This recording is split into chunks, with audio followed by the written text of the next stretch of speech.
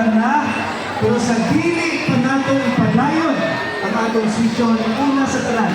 Atong isang pasalamatan ug atong daygon ang atong Dios nga labaw makagagahom nga naghatag ka natong kinabuhi o kalampusan sa atong pinalanggang dakbayan sa inyo atong pakpakan o kusog.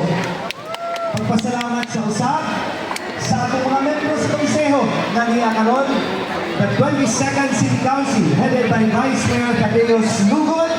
Uban pod nato ang atong mga membro sa konseho, Kagawad Dr. Jerome Magan, Kagawad Nanay Emily Canyosa, Kagawad Bebot Joymart de la Hermosa, Kagawad Stephanie Go, Kagawad Jacob Motumol, nagrepresentahan ni Ma'am Joanna Motumol, Kagawad Alapaan Jun Gomez, Kagawad ABC President Wilfred Jun Militante, Kagawad Rodrigo Ganden Yule, Kagawad Jack Militante, o katong SA Federation President Junel Imelia.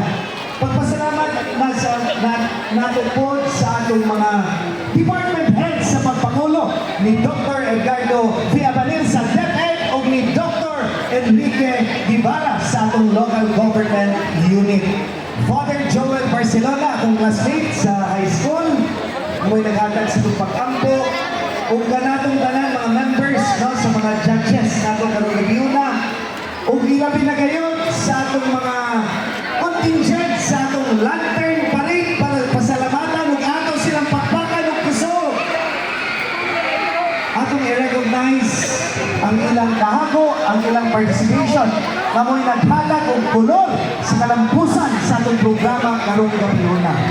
Mga igsoon sa syudad sa inyo, for sure, excited naman ta na atong ma-witness ang atong switch-on ceremony sa atong Christmas Unite 2025.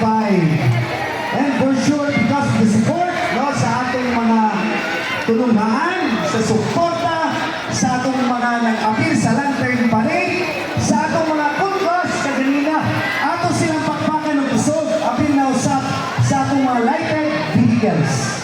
I would like to take this opportunity also to thank our city tourism family headed by Mr. Ramon Rodel Reyes. Palakpakan nato sila.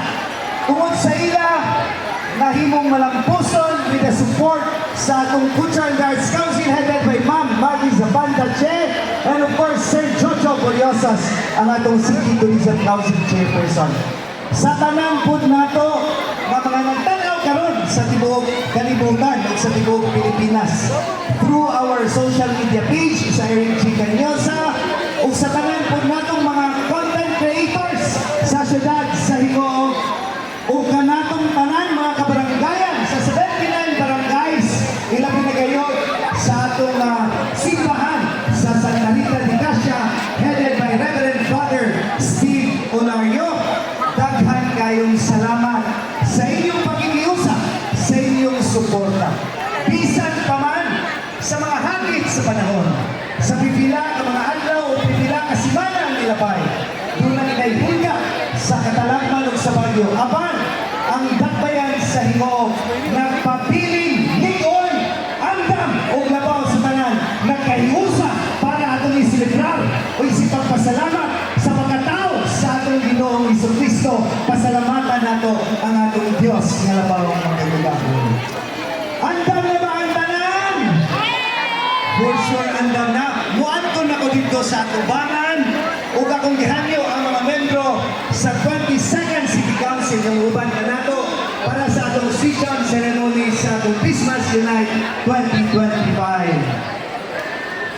Mga igsoon, ato sa gihanyo ang tanan sa pagtindo kay atong giusahan as we are going to witness the success of our beloved city of Higoo. Karon, usa kini na nagpakita ng atong pinalanggang dakbayan sa Higoo, usa na kamauswagon na syudad. Usa ka dakbayan na progresibo pinaagi sa inyong suporta.